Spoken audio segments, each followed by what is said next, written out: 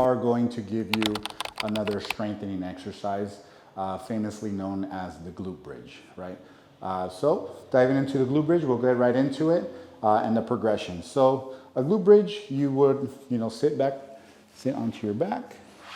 Okay, you're going to have your heels a good maybe 10 inches away from your body.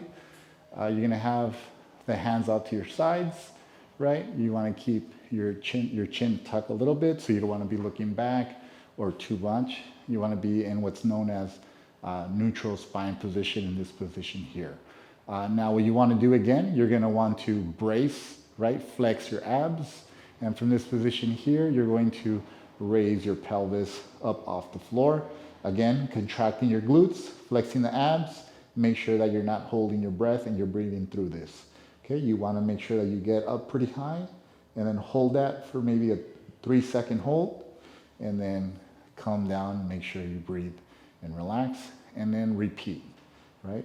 Come all the way back up, make sure that the glutes are contracted, the abs are nice and contracted, and you hold that for a 3 count and back down, right?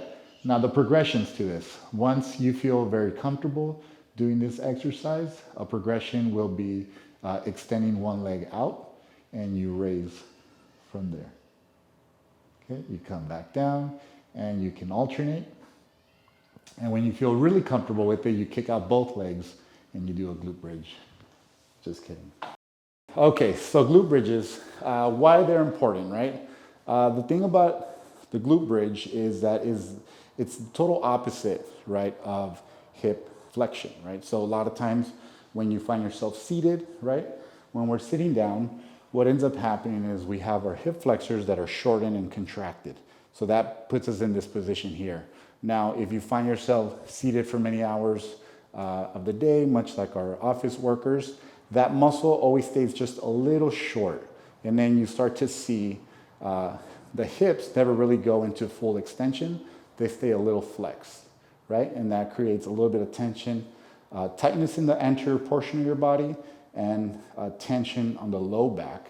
Oftentimes, this is a muscle responsible for a lot of low back pains. Starts to create a little bit of muscle instability, muscle imbalance, and it creates that pain in the low back. So the glute bridge is very nice because you're doing the opposite. You're focusing on extending the hips, kind of starting to lengthen and strengthen and stretch out your hip flexors to start to avoid some of that tension.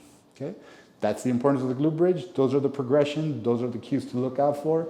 Make sure you stay tuned for more videos about spinal stability.